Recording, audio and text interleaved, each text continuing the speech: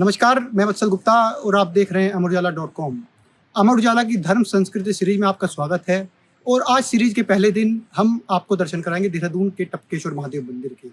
पौराणिक देहरादून के गढ़ी कैंट में स्थित टपकेश्वर महादेव मंदिर का इतिहास हजारों साल पुराना है। टपकेश्वर महादेव मंदिर को गुरु द्रोणाचार्य की तपस्थली और अश्वत्थामा की जन्मस्थली माना जाता है। मान्यताएं हैं कि टपकेश्वर महादेव मंदिर में दर्शन करने से ही भक्तों की जो मनोकामनाएं हैं वो पूरी होती हैं, उनके कष्ट दूर होते हैं। टपकेश्वर महादेव मंदिर की अगर बात करते हैं तो टपकेश्वर महादेव मंदिर में कहा जाता है कि यहाँ पहले दूध की धारा है वो लगातार शिवलिंग पर टपकती थी। उसके बाद जैसे कलयुग का प्रवेश हुआ तो जो दूध की धारा है वो जल में परिवर्तित हो गई और इस मंदिर में आज भी जो शिवलिंग है उस पर जल की धारा लगातार टपकती रहती है। टपकेश्वर महादेव मंदिर में भगवान टपकेश्वर के स्वरूप के साथ ही अन्य कई देवी देवताओं कई जो विराजमान है। माता वैष्णो देवी का मंदिर भी टपकेश्वर महादेव मंदिर में विराजमान है। भगवान हनुमान जी का भी इस मंदिर में विराजमान है। और देहरादून के जो टपकेश्वर महादेव मंदिर का इतिहास है वो दिगंबर भरतगिरी महाराज से हम जानने की कोशिश करें। टपकेश्वर महादेव मंदिर के दिगंबर भरतगिरी महाराज जी हमारे साथ मौजूद हैं और महाराज जी से जानेंगे कि टपकेश्वर महादेव मंदिर की क्या मान्यता है, क्या इतिहास है। महाराज जी बहुत बहुत स्वागत है आपका अमर उजाला डिजिटल पर। टपकेश्वर महादेव मंदिर पौराणिक मंदिर है, देहरादून वासियों की काफी आस्था है, देश भर की काफी आस्था है। क्या मंदिर का इतिहास है? ये टपकेश्वर महादेव मंदिर देहरादून की धरोहर है और ये बहुत प्राचीन आदि अनादि काल से ये मंदिर जाना जाता है। ये टपकेश्वर महादेव मंदिर गढ़ी कैंट टोंस नदी किनारे स्थित है और इस मंदिर का इतिहास भी काफी प्राचीन है, क्योंकि जिस दौरान देवता लोग इस देवभूमि पे आप जैसे हम जैसे रमण भ्रमण किया करते थे, उस दौरान इस गुफा में देवता लोग आके भगवान शिव का ध्यान किया करते थे। भगवान शिव की देवताओं पे कृपा हुई और भगवान शिव ने उन्हें भूमार्ग से प्रकट होके देवेश्वर के रूप में दर्शन दिए और उनका अनेकों बार कल्याण किए। देवताओं के बाद यहाँ ऋषि लोग आए और ऋषियों ने यहाँ आके तपस्या की, क्योंकि देवताओं की देवभूमि है और ऋषियों की तपोभूमि है। तो ऋषियों ने यहाँ तपस्या की, उनकी तपस्या से प्रसन्न होके भगवान शिव ने उन्हें भी तपेश्वर के रूप में दर्शन दिए और अनेकों बार उनका भी कल्याण किए।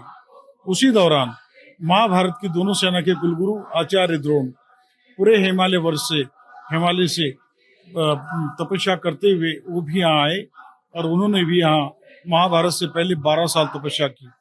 उनकी तपस्या से प्रसन्न होकर भगवान शिव ने उन्हें भी साक्षात दर्शन दिए भूमार्ग से प्रकट होके और वरदान मांगने को कहा। तो द्रोण ने विश्व कल्याण विश्व शांति हेतु भगवान शंकर से धनु विद्या का ज्ञान मांगा।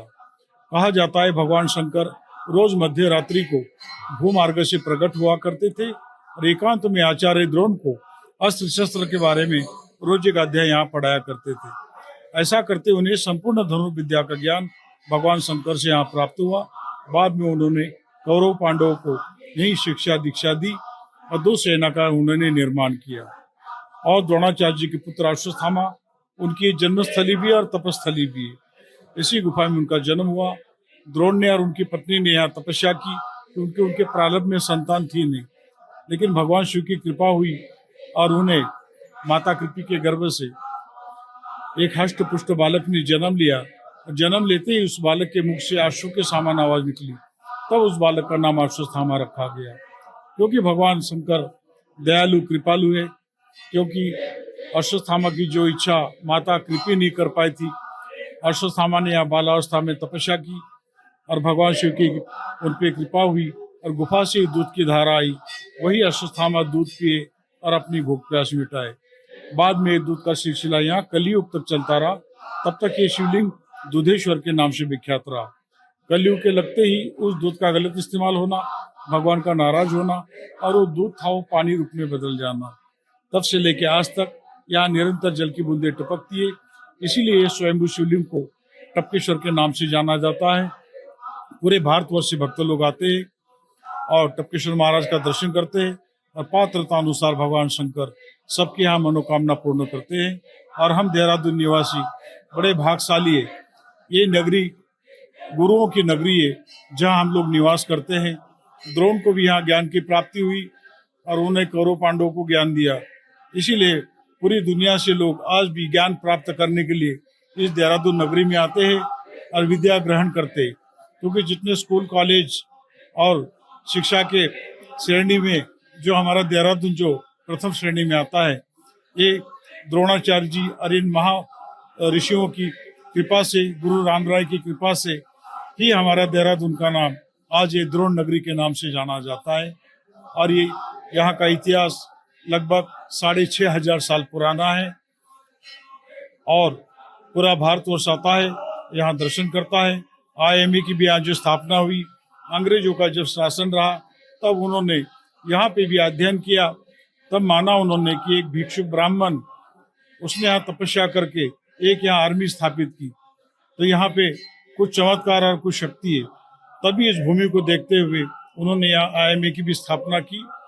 पूर्व काल में भी यहाँ आर्मी हमारे यहाँ बना करती थी और देश की रक्षा करती थी, और आज भी वर्तमान आज भी यहाँ पे आर्मी हमारे यहाँ स्थापित होती है IMA से और पूरे देश की रक्षा करती है। क्योंकि देहरादून हमारा ये तपोभूमि ऋषियों की और देवताओं की, इसीलिए ये शास्त्र इस देहरादून नगरी को विशेष दर्जा अभी गिनीज बुक में मिला हुआ है।